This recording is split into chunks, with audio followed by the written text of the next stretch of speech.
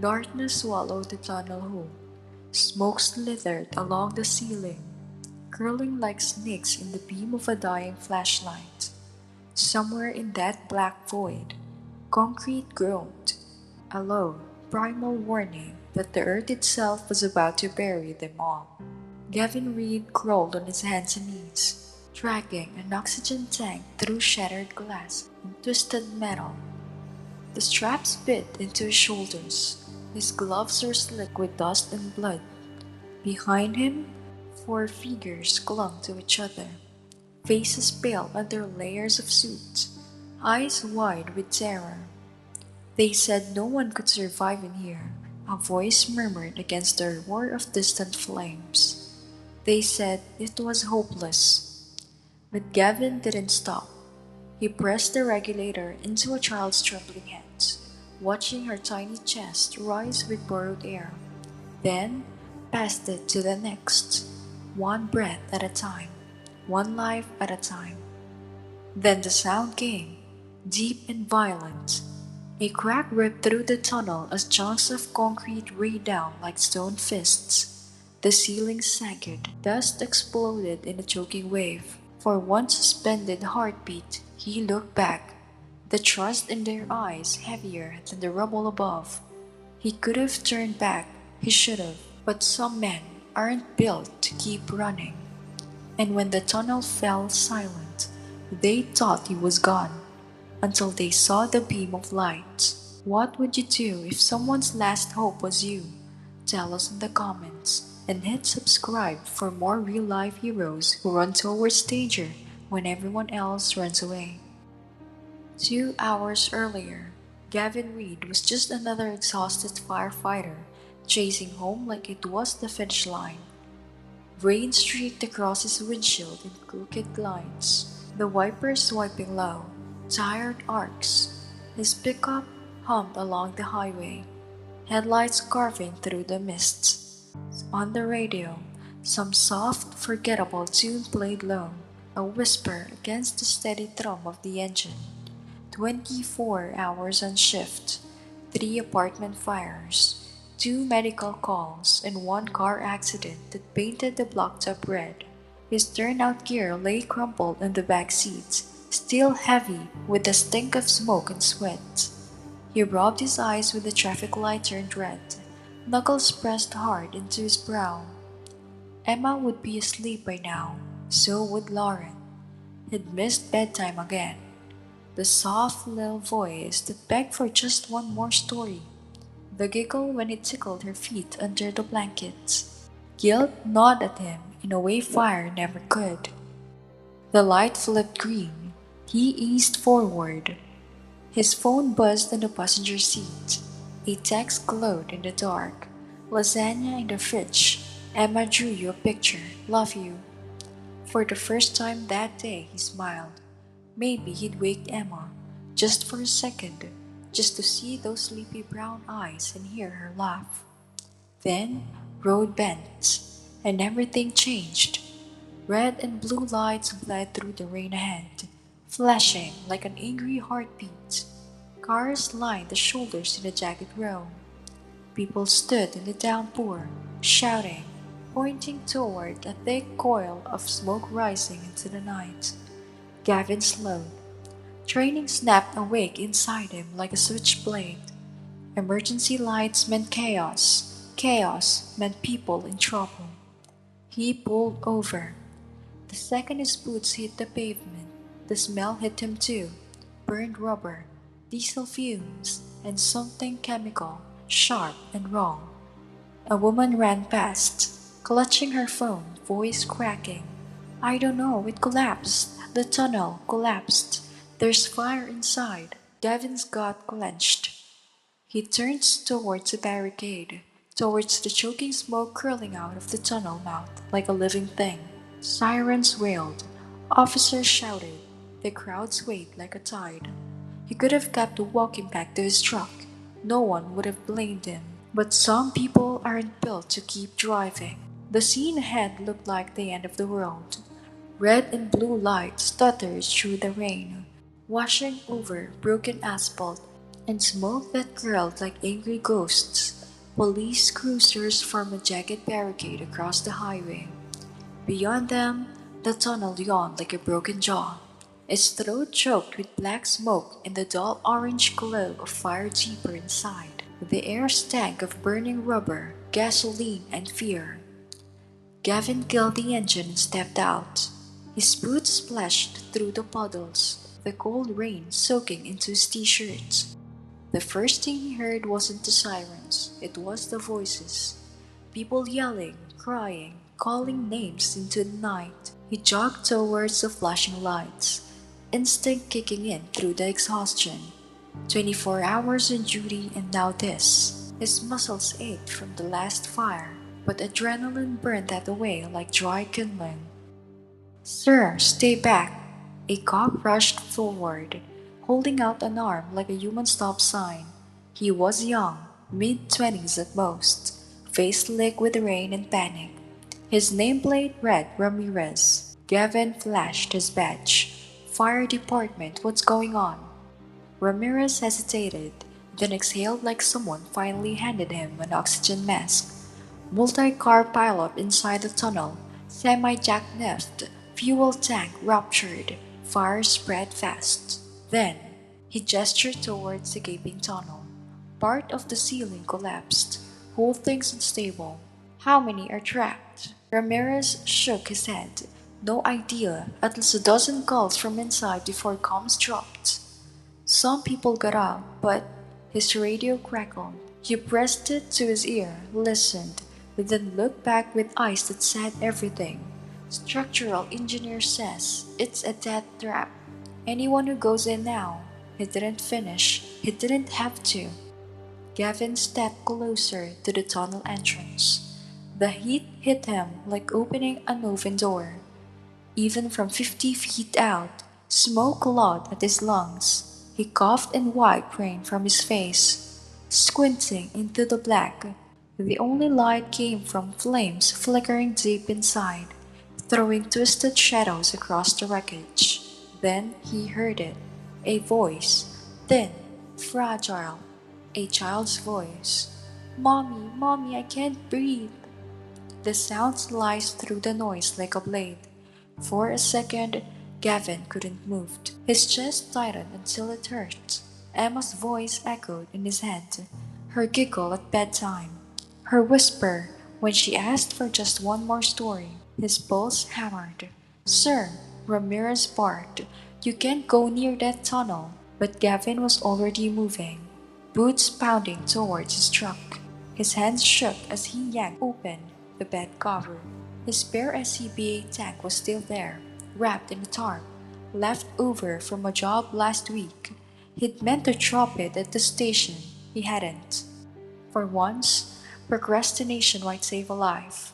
What are you doing? Ramirez's voice was tight with panic. Gavin dragged the tank free and checked the gauge. Full. Enough for maybe 30 minutes if he was careful, if he was lucky.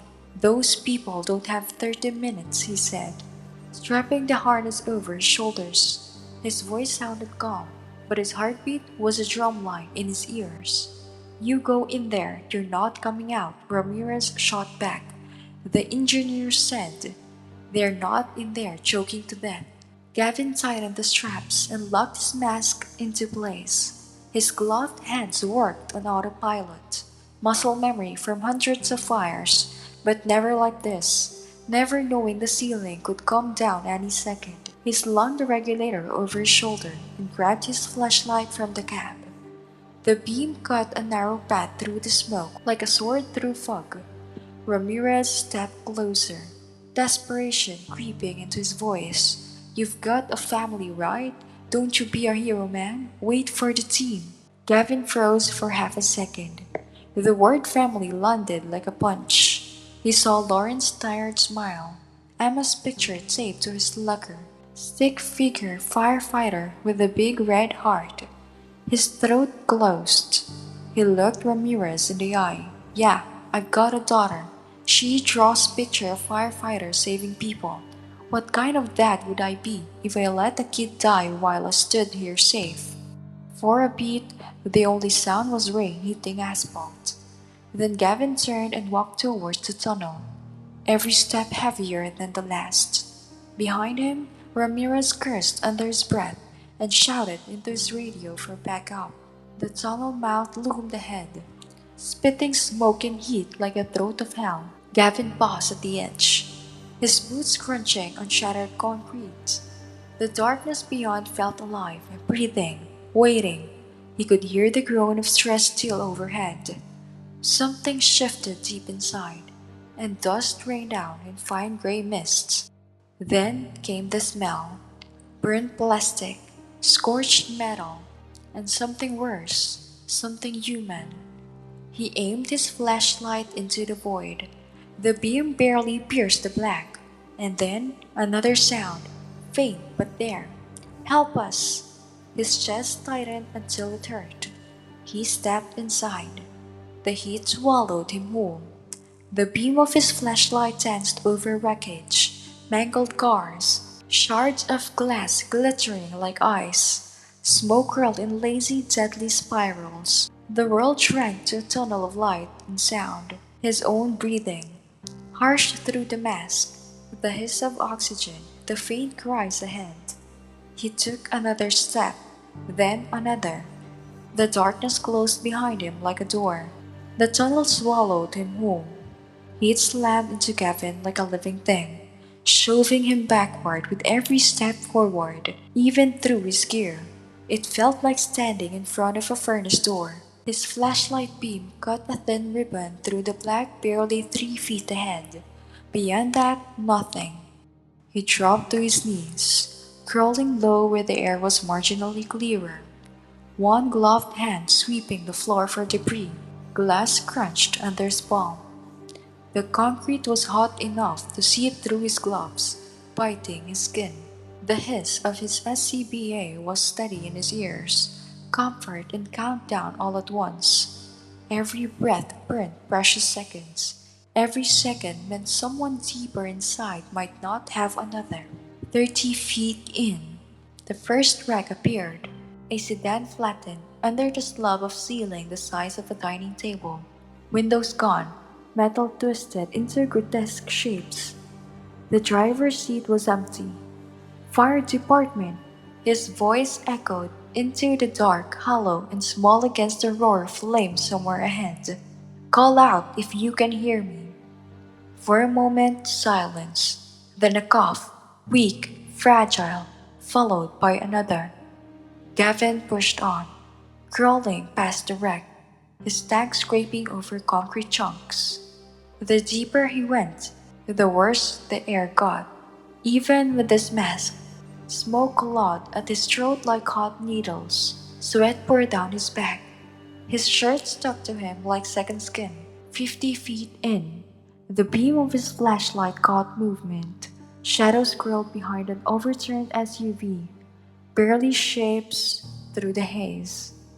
He slid closer. "It's okay, I'm here."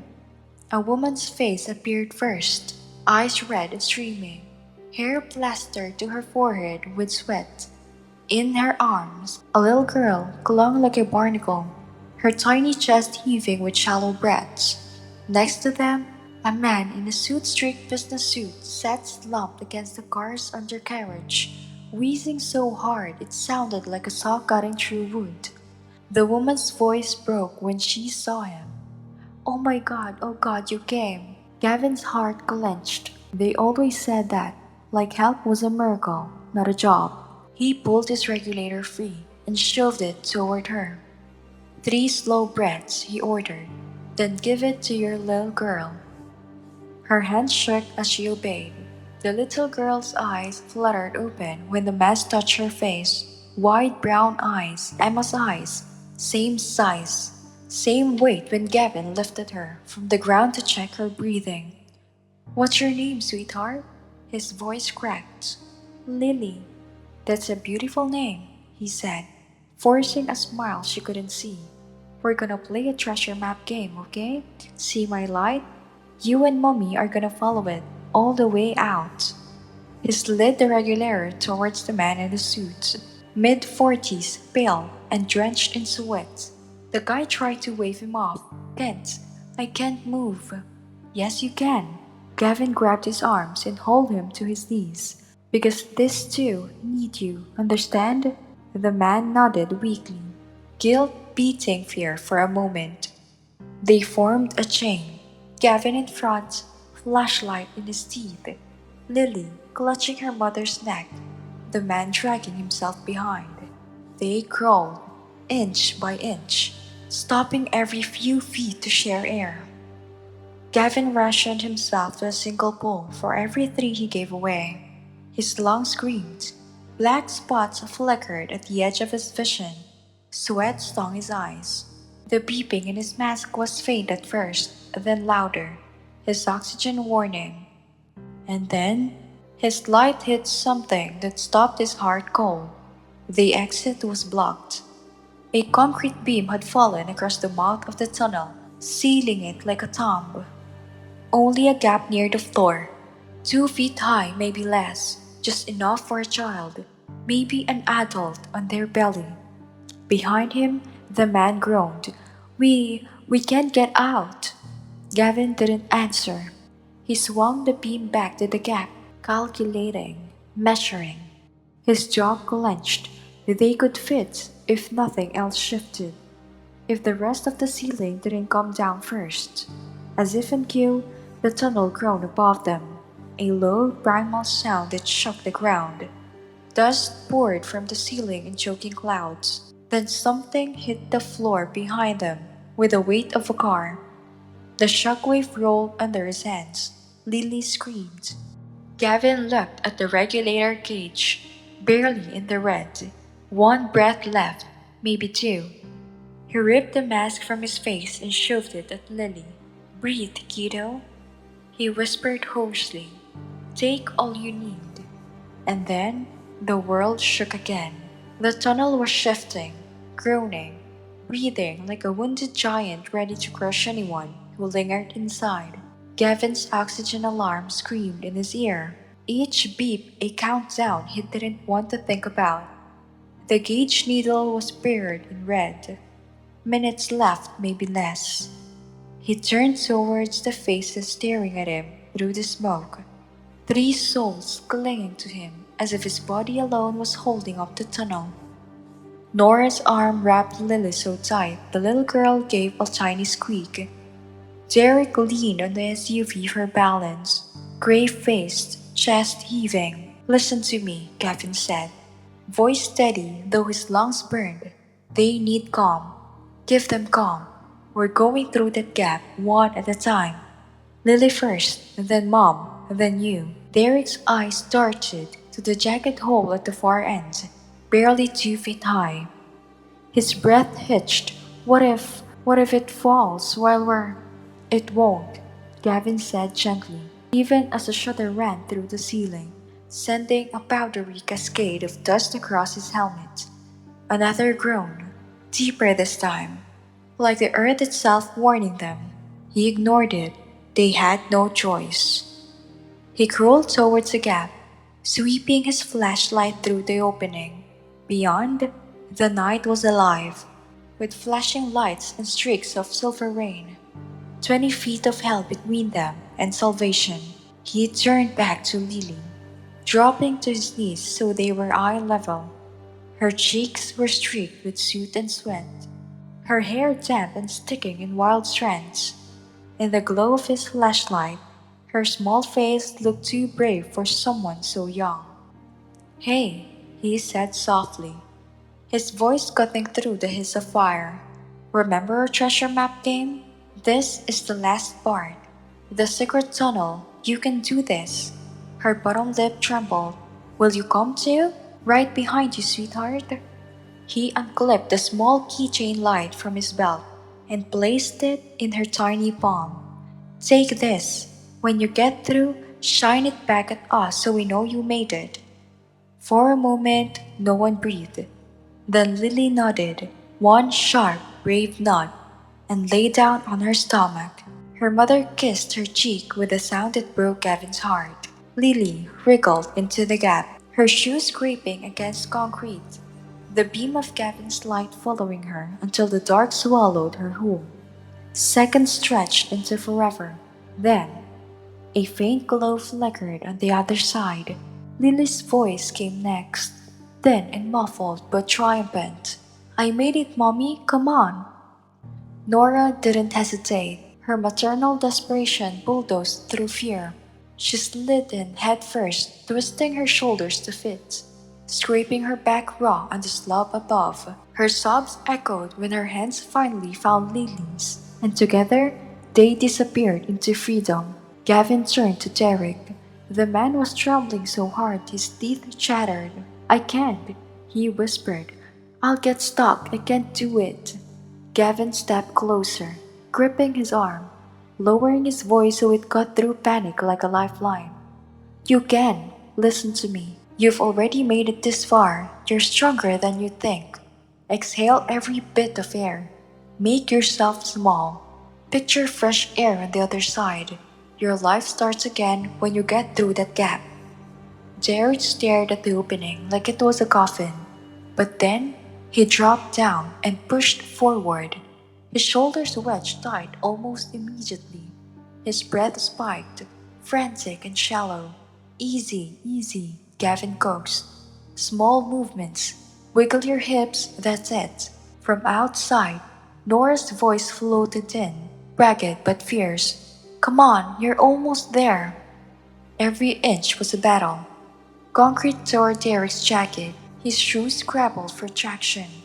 He whimpered, a raw, broken sound, but moved again. Gavin braced his boots against the ground and pressed at his ankles. Steady pressure, not force, just enough to remind him he wasn't alone. And then, a pop of freedom. Derek spilled out the other side like a man reborn, dragged by waiting hands. His sob of relief echoed through the gap. Gavin was alone now.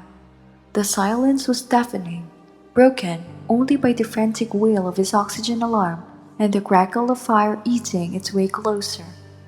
His gauge showed almost nothing left. He pulled himself towards the gap, the world shrinking to that narrow slit of light.